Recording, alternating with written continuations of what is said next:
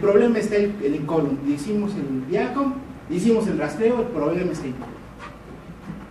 Yo todavía con mi medicina, con mis conocimientos, le mencionaba, quiero fundamentos, ¿no? Le mandó a hacer diversos laboratorios, diversos exámenes de gabinete, y después de realizarle 7 sesiones por un colocuorenema, porque en la primera no salió, en la segunda no salió, en la tercera no salió, hasta la cuarta se evidenciaron una enfermedad diverticular. Como tal enfermedad diverticular. ¿Ok? El punto estaba en que le hicieron la colonoscopía y nada más tenía la enfermedad diverticular. Le platicamos con ella, nunca tuvo síntomas, nunca tuvo nada. Ante la insistencia del escáner, ante la evidencia que observamos, fue como le hicimos este tipo de laboratorios. Al entrar de manera quirúrgica, vimos que era una enfermedad diverticular Hinchey 1. Eso quiere decir un absceso localizado. Muy difícil de diagnosticar, sobre todo si no tiene síntomas. Resecamos, volvemos a entrar. Este tipo de pacientes no nada más ha sido uno o dos, sino cada vez que lo visito al doctor me asombra la tecnología de que con laboratorios clásicos o principales como un ultrasonido, que se puede confundir, este es otro paciente, se puede confundir un quiste de epidídimo o una alteración quística en la cabeza del epidídimo con cualquier otra cosa. Nos decía el escáner que era un diagnóstico certero de un quiste. Al explorarlo no se sentía, al hacer el ultrasonido no se veía y al operarlo ahí está. Es algo que realmente al principio fue un dogma de fe de mi parte, creer que íbamos a intervenir en este tipo de pacientes, y conforme me voy integrando más a este conocimiento que es completamente no lineal, como bien lo menciona el doctor, y que no nos enseña nada de esto en medicina, que tengo que evocarme en conocimientos que tuve en secundaria, en preparatoria, en física y en cosas que ya no manejo, es como me estoy dando cuenta que los fundamentos ahí están. Entonces es algo que también, incluyendo con mis propios compañeros, ya hasta se ha hecho un poquito a juego en apostar si eso no es el diagnóstico, porque son sujetos de prueba. Lo que queremos hacer ahora es confrontar los diagnósticos convencionales, o más bien los métodos de diagnóstico convencionales, con este tipo de tecnología. Pero yo les puedo asegurar y les puedo hacer ver que los pacientes que en este momento he operado han tenido el diagnóstico como tal que me ha dado el ya. Y hasta ahorita nuestros sujetos de experimentación una cirugía, la verdad él es un cirujano extraordinario, se lo he dicho, es un cirujano extraordinario. Tenemos oportunidad de atender a un paciente. Platícales el caso del paciente que operaste del pene. Y van a ver cómo se trabaja integrativamente. Muy bien, un masculino de 32 años de edad que ya por desgraciadamente tenía una enfermedad de la curvatura del pene, una enfermedad de Peyronie. Más bien una tragedia, ¿no? Pues sí, y desgraciadamente por pena, por tabú, por lo que sea, nunca se había tratado y nunca le había explicado esto a los médicos, hasta hace unos 6 meses a la fecha, en donde buscó la atención de cualquier lugar, ¿no? Inclusive ya llamó a Boston Medical y todo lo más comercial que exista. Los urólogos, obviamente, al revisarlo, decían el fundamento de esta enfermedad, un depósito por una dislipidemia crónica de colesterol en los cuerpos cavernosos que ocasionaron una fibrosis en la base, ocasionando una curvatura peniana, que esto incapacita completamente una penetración. Entonces eso ocasiona disfunción eréctil. Con el paso del tiempo, desgraciadamente el traumatismo crónico hace que esto avance cada vez más. Bueno, quirúrgicamente lo que se tiene que hacer es estos cuerpos cavernosos volverlos a hacer que estén erectos, que estén ideales, pero sin embargo hasta ahí llega la cirugía, desgraciadamente. Hay factores psicosociales, emocionales, hay factores metabólicos que van a hacer que ese pene no se erecte, desde el trauma mismo que tenemos cuando él recuerda este tipo de actividades y se lesiona, hasta el hecho de que tiene un problema dislipidémico. Obviamente, como bien decíamos, ya estaba el daño estructural. El daño estructural, desgraciadamente, ya estaba la fibrosis. Esta no hay marcha atrás. Lo que hay que hacer es quirúrgicamente arreglar esa fibrosis, darle el arnés, como te mencionaba, y médicamente con el diácono, con el tratamiento, hacer que este tipo de emociones, como ya mencionábamos, que también había problemas emocionales, se resuelvan. Y este paciente, gracias a Dios, nos ha estado comentando que a pocos días de la cirugía ya tiene erecciones firmes y completamente con el problema de la curvatura resuelta. Muy bien, algo que también me emocionaba, porque yo lo veía, los pacientes que operamos, no nada más se les prepara, sino también se les da tratamiento posterior con el diácono. Como cualquier quirúrgico, les mando medicamentos para el dolor, para la ansiedad, para que puedan dormir, etcétera, etcétera. Y un conjunto de medicamentos y un arsenal de medicamentos que Dios me guarde el estómago, porque la verdad es que iban a estar completamente con su gastritis, ¿no? Y así yo los manejaba. Ahora el doctor llega con su aparatito maravilloso, que así le llaman, y la paciente se le quita el dolor y puede descansar en un posquirúrgico, en una laparotomía exploradora, por ejemplo, esta paciente de colon, o en un posquirúrgico de una paciente con una hernia inguinal, o con cualquier otro tipo de procedimiento quirúrgico sin necesidad de medicamentos analgésicos, o en este caso sedantes. Y esto es maravilloso. Bueno, él está tocando una parte importante. Yo los invito a que lean un tanto hipotálamo. Lean desde nuestra parte médica, ver qué hace hipotálamo. He tenido la oportunidad de hacer terapéutica diácono, metaterapia, hipotálamo, ver cómo cambia la persona. Yo le digo a los pacientes, no es que cambies, estás encontrando tu balance.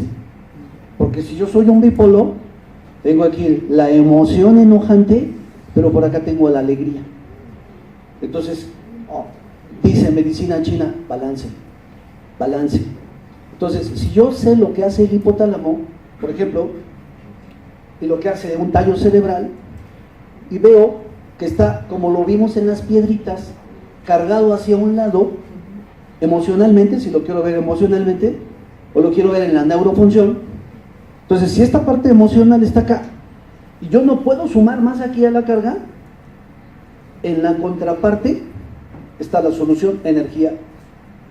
Entonces, si yo aplico un formateo hipotalámico, yo puedo decidir si trabaja la parte hormonal de comunicación con la hipófisis o trabajo la parte biológica del comportamiento que el hipotálamo regula. Pues yo lo decido aquí. Entonces, si yo formateo el área del comportamiento y tengo un patrón de sueño alterado por estrés en un postquirúrgico y yo le modifico con Diacom la respuesta hipotalámica asociada al sueño, y el paciente, yo empiezo a ver Diacom. Al otro día me dice, doctor, dormí de maravilla, descansé, tengo dolor, me siento muy bien. Hipotálamo, biología del comportamiento, regulación, patrones de sueño. Ahora, si yo voy a tratar obesos, puedo formatear el área vigilia, hambre, control líquidos. ¿Sí? Entonces, ese hipotálamo, si yo lo tomo, porque muchas otras partes se van a dejar, y lo veo bipolar, tengo la parte de la neuroregulación endocrina y tengo la parte del neurocomportamiento. Están en el mismo bipolo, con un centro de oscilación. Y entonces, si yo veo Diacom, por ejemplo, control líquidos, pseudohipertensión, veo suprarrenal, riñón, neurovegetativo, veo dónde está causa de hipertensión, desformateo hipotalámico, no me meto al área de la neuroemoción, trabajo el formateo de la neuroregulación. ¿Cómo se comunica Diacom? Hipófisis, formateo, corrijo. Entonces, cuando ustedes puedan probar terapéuticamente reseteo hipotalámico, reseteo neurovegetativo, regulación suprarrenal y regulación gonadal, se van a sorprender de los resultados. Se van a sorprender. ¿Sí? Entonces, yo en esta paciente postquirúrgica de la resección, básicamente trabajé regulación vegetativa, regulación hipotalámica, área del sueño, y formateo matrix, tejido conjuntivo, y reseteo neurona a neurona para comportar, regular peristalsis, hermanar neuronas. Son neuronas diferentes, ¿verdad? Pues que se hagan cuatas, trabajen, regulo peristalsis, evacuaciones funcionales prontas. Como les decía, trabajamos en el mismo hospital, pero a mí me permiten un buen de cosas en el hospital, ¿estás de acuerdo? Porque son pacientes míos. Entonces yo llevo máquina, pongo terapia, hago otras terapias, las enfermeras del hospital se quedan, ¿what? Me dicen, ¿qué hacen? No me entienden, ¿verdad? Pero me dejan hacer lo que yo necesito. Y los pacientes tienen resultados, ¿sí? Entonces mi hospital me ha permitido el trabajo no lineal, ¿verdad? Pero también tengo un cirujano que se ha formateado el trabajo no lineal, ¿verdad? Doctor, cuando habla de resetear, en este caso el hipotálamo, a lo que se refiere es darle la información a esa glándula electromagnéticamente en su función normal. Vamos a recordar, masa, átomo, todo está hecho de átomos, energía, ¿sí? Orbitales, campo protónico. Imagínate, electrón fuera de órbita, comportamiento erróneo, es energía, okidoki. La resultante de masa-energía es un programa de oscilación, una frecuencia. Entonces vamos a pensar que sea 93.7, la frecuencia de comportamiento medio hipotálamo. Si sigo una Gauss, puede estar acá en menos o puede estar en más, separado de su centro. Entonces yo tengo que ver, ¿está acelerado o está bajo? Hay unas cosas ahí que se llaman COEs, coeficientes de distribución óptima. Y hay otra parte ahí que se llama análisis entrópico. Entonces veo COE, cuál es el índice de función, tengo que saber manejar decimales, y luego veo dónde está ubicado en entropía, qué tanto daño tiene. Y entonces yo ya ahí decido el formateo. Aplico el formateo, la máquina te va a trabajar pulsos. Tiene pulso 1, pulso 2, pulso 3, pulso 4, pulso 5, y entonces tú centras con el cursor a dónde vas a cargar el pulso y aplicas el pulso metaterapia. Ayer yo platicaba con ellos, yo solo he estado utilizando metaterapia con la computadora, no he utilizado DEC, no he utilizado corriente, no he utilizado campo magnético, no he utilizado frecuencias, las he utilizado con otros equipos, pero con ella no, pero lo puede hacer. Entonces, muy a propósito, para evaluar qué tan buena es la metaterapia, solo he trabajado metaterapia. Entonces, es como un sarcóide, pues. Sí. Ahí. Sí. Entonces, recordarle a ese órgano en qué frecuencia debe trabajar en situaciones normales. Exactamente, exactamente.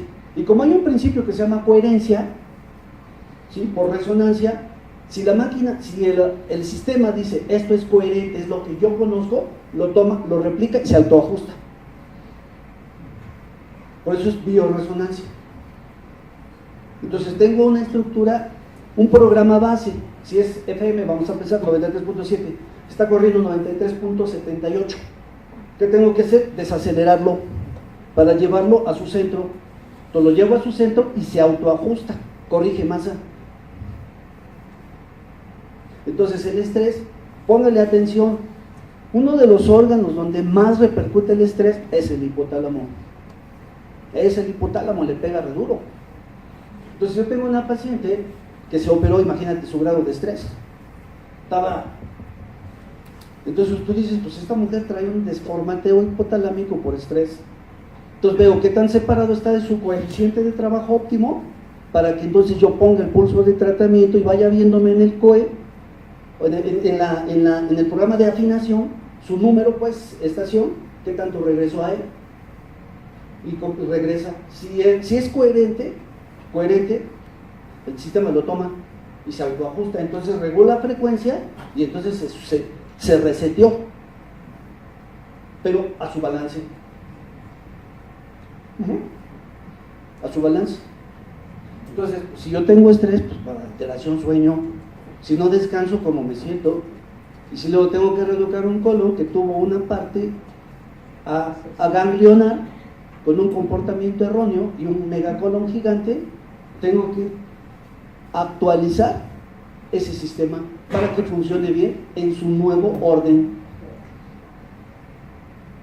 Y funciona, carajo, funciona. Y entonces, o sea, si tú dices, lo que la doctora me decía, obesidad, ok, ¿dónde abordo? ¿Cómo llego? ¿Por dónde quiero atender?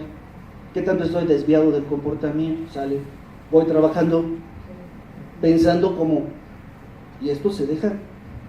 O sea, alguien asintomático que diga, bueno, yo nada más quiero que me cheques. Generalmente va a salir mal. No hay nadie que pase la prueba. Porque acuérdate lo que te decía, estudios normales significa normalidad, quién sabe. Pero como el cuerpo utiliza el caos, el desorden para llevar a un nuevo orden, él está entrando caos, orden.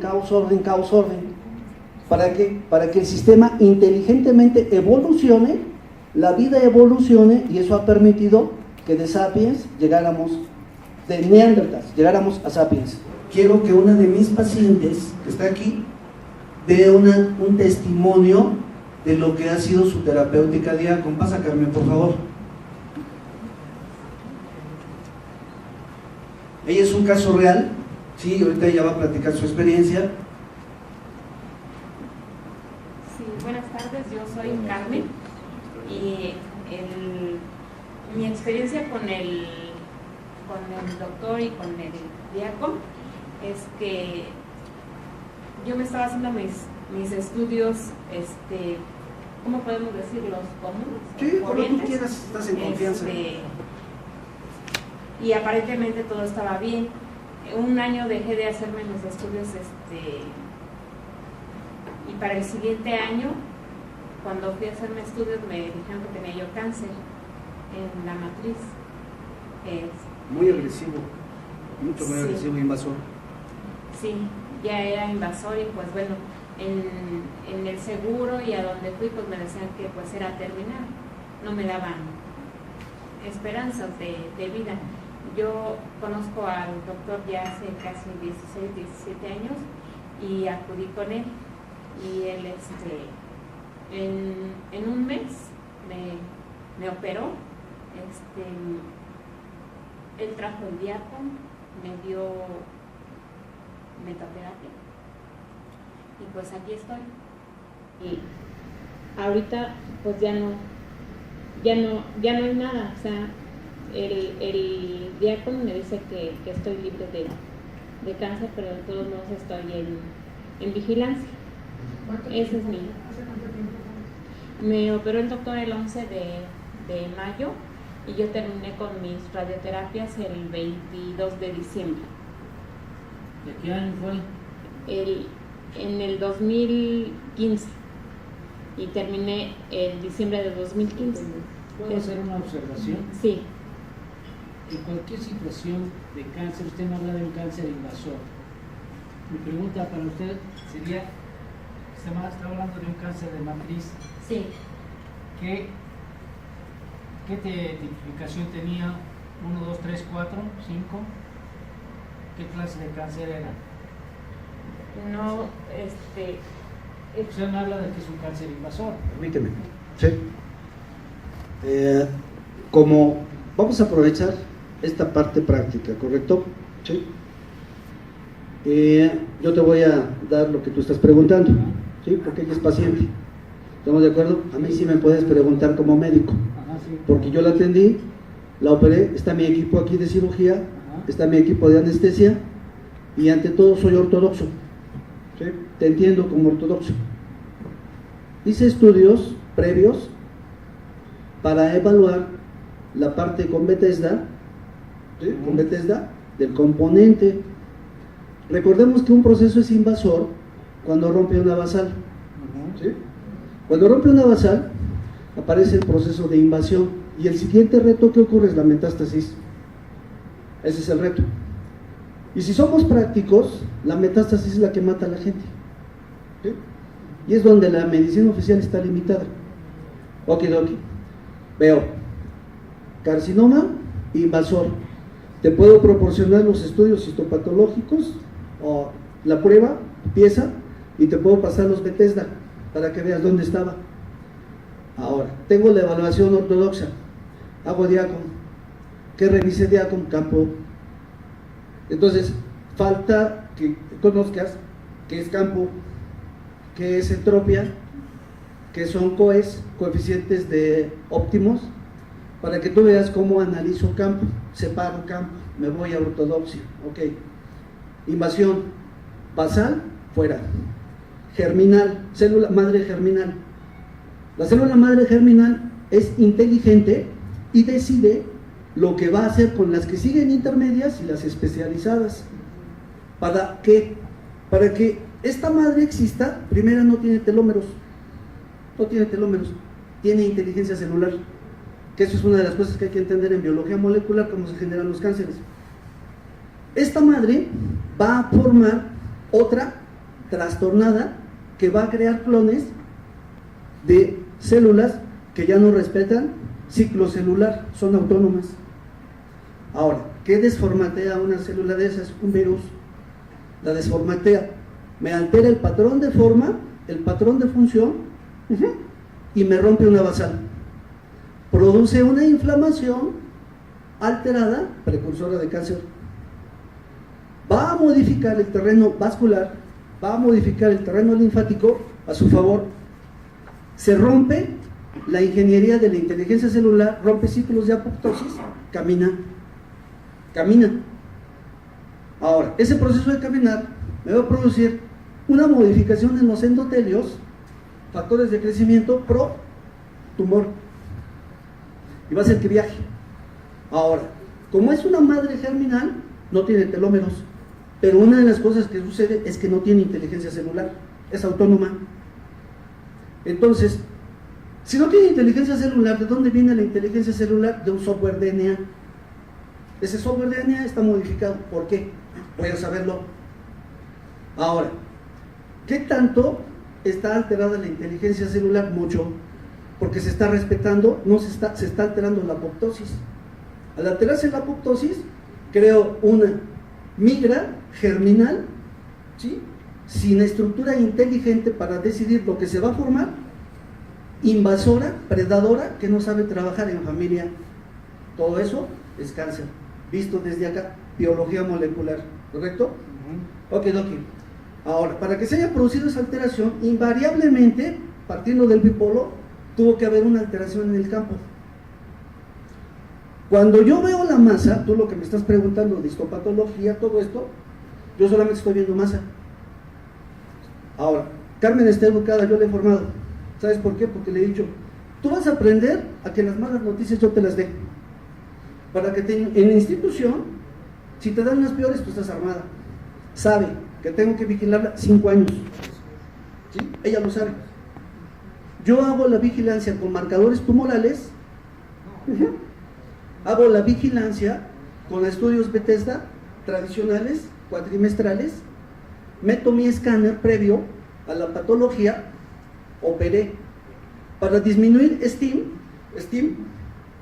¿sí?, modificadas génicamente sin inteligencia celular. Le dije radioterapia, porque es la posibilidad de bajar la STIM generadora o la cirugía.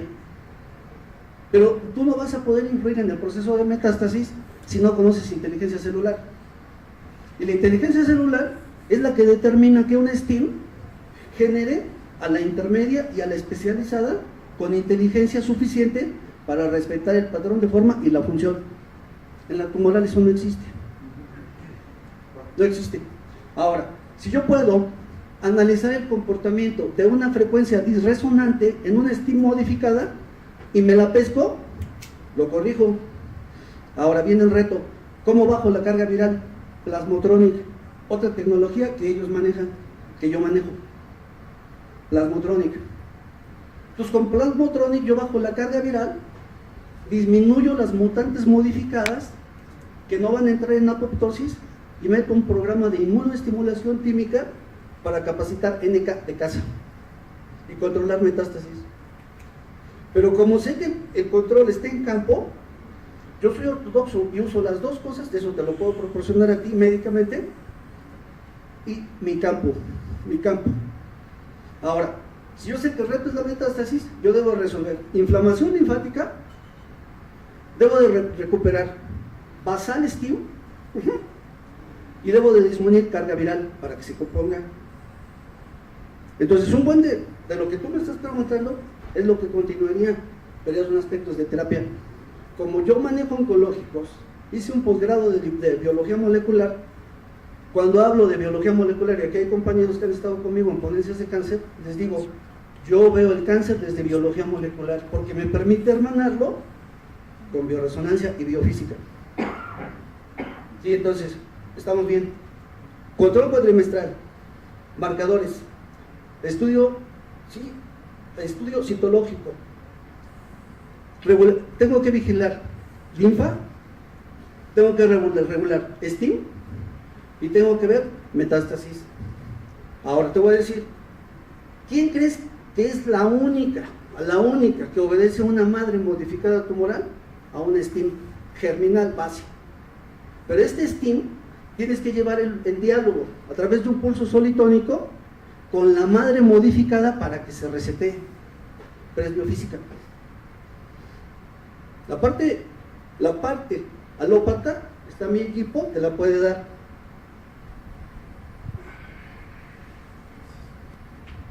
Perdón, ¿usted es oncólogo? No, soy cirujano. Ok, bueno. Pues hablando desde el punto de vista clínico, yo hice la valoración preanestésica, obviamente yo estuve en el procedimiento quirúrgico.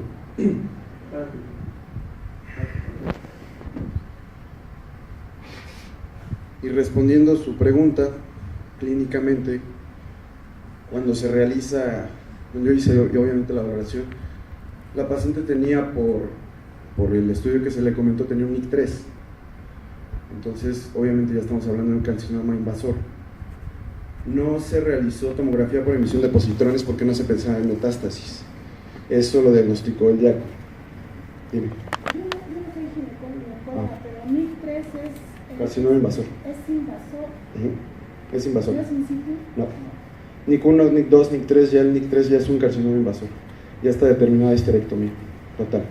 Entonces, al momento de realizar la incisión, se aprecia que tiene invasión, cuello, matriz, trompa y linfa. Entonces, eso habla de un T3, N1, por lo menos M1, porque ya está invadiendo linfa. Entonces, lo que se hizo fue una rutina semejante a una rutina de ovario. Se vació el hueco pélvico, se hizo salpingo-oforectomía con drenaje linfático y un poco de ametectomía. Eso, dentro del punto de vista clínico, pues estamos hablando de que es un carcinoma invasor agresivo. Por eso, resolviendo su duda, sería un T1, porque está invadiendo todo el útero, N1, M1. Entonces, para que nos vayamos entendiendo. Si esta enfermedad hubiera seguido progresando, no notamos invasión a colon y recto, pero sí ya los ganglios linfáticos ya se estaban acumulando sobre el recto. Entonces, sí, afortunadamente, yo soy muy ortodoxo. Yo no me ando con tonteras, la verdad. Este equipo me ha sorprendido demasiado porque hemos diagnosticado muchas cosas y yo con esta paciente me quedé sorprendido. ¿Por qué? Yo no voy a someter a una paciente a una anestesia ni a una cirugía, nada más por una rutina. Para mí un NIC3 con una invasión como la que tenía la paciente, digo, en el seguro ya la estaban desahuciando, ¿no? ¿Por qué? Porque sabemos que ya cuando una vez agarra metástasis linfática, pues ya la paciente ya prácticamente hace una invasión colon, recto, y cuando es más de útero, se va a pulmón, se va a cerebro y se va a hueso. Entonces, yo le recomendé a él, oye, ¿por qué no hacemos una tomografía por emisión de positrones? Obviamente para ver qué grado de metástasis tiene. Y me dijo, no, el diácono ya me registró esto y lo vamos a hacer así. Entonces, dentro del punto de vista quirúrgico fue bastante complicado. ¿Por qué? Porque se hizo con una rutina de ovario.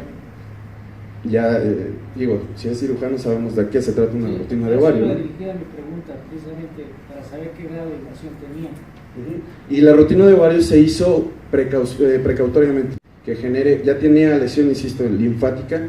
Vamos a volarnos los linfáticos pélvicos, ¿sí? Hazle omentectomía, salpingo-oforectomía y hazle la histerectomía, por lo que se comenta. Entonces, sabemos que no es un cáncer fácil, es un cáncer bastante complicado, y por eso yo a él siempre le digo, hay que trabajar dinámico, ¿no?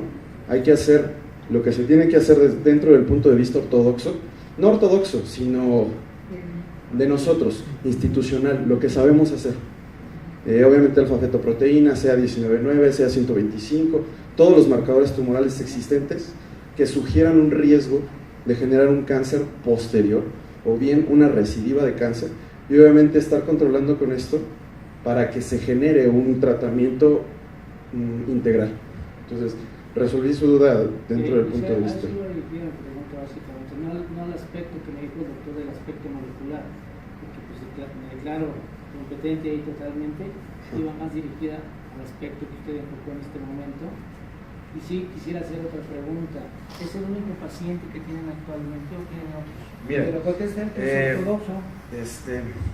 Acabamos de tener una paciente con diverticulitis. Ajá. Ese es un caso sorprendente. Ese es un caso que a mí me sorprendió mucho.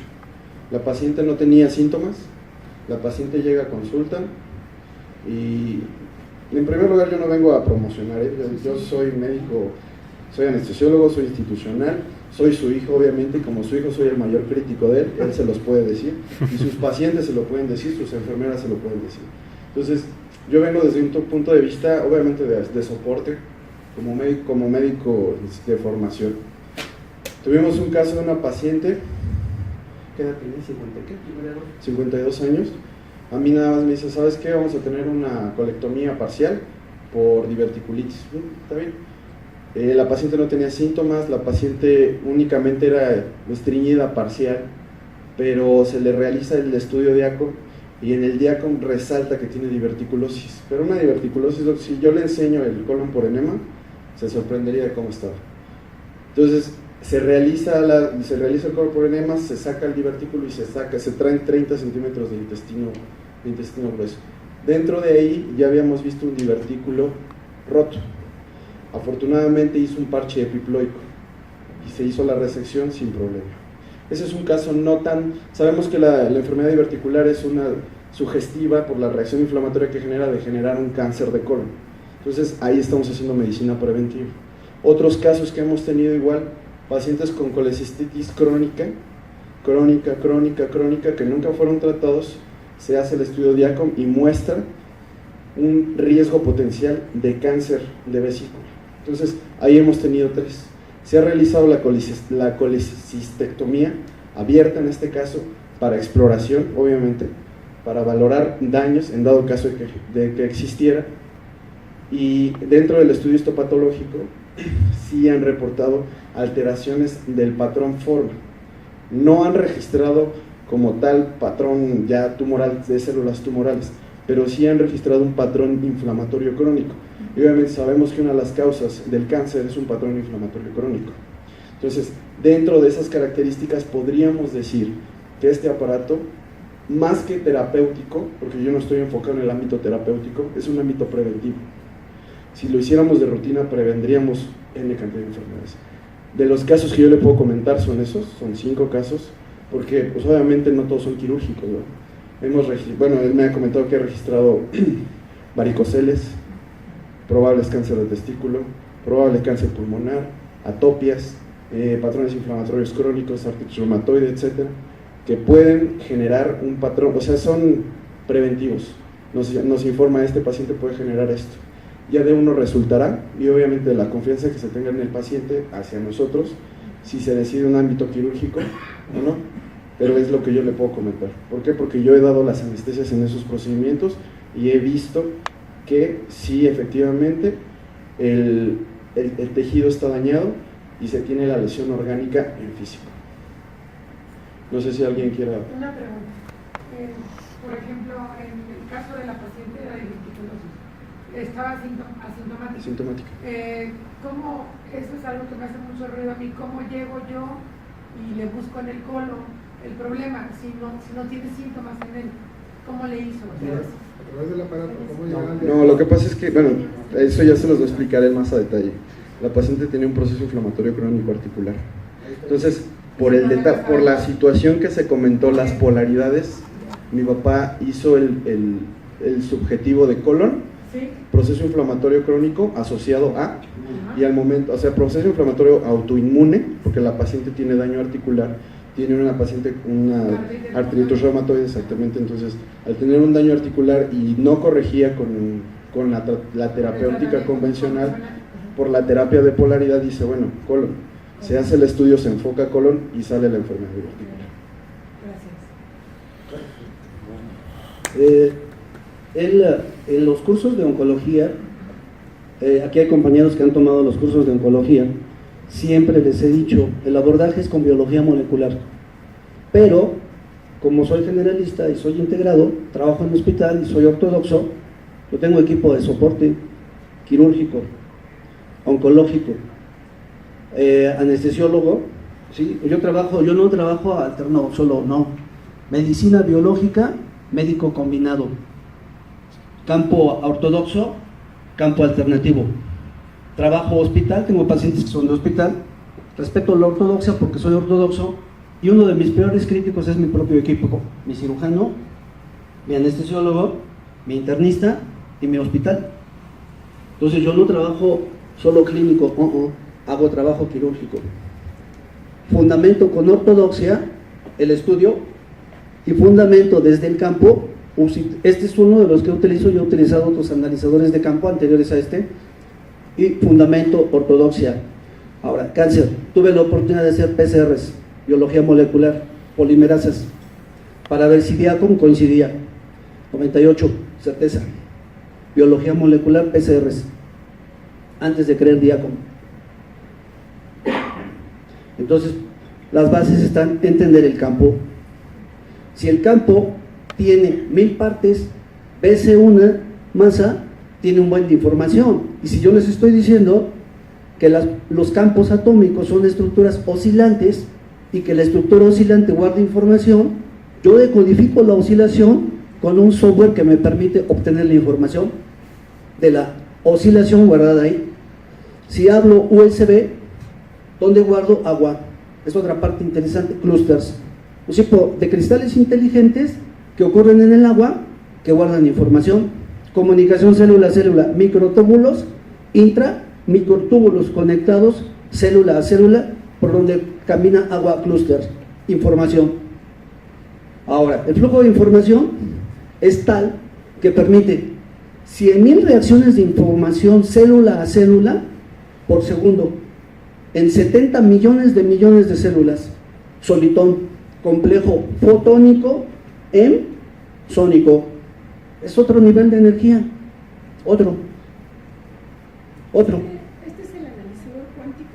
No, esta es la computadora donde traigo el programa. El analizador se los van a presentar en la tarde. Esta es la computadora donde traigo el programa de las ponencias. Ya ellos, que son especialistas, van a presentar el equipo en el taller de la tarde.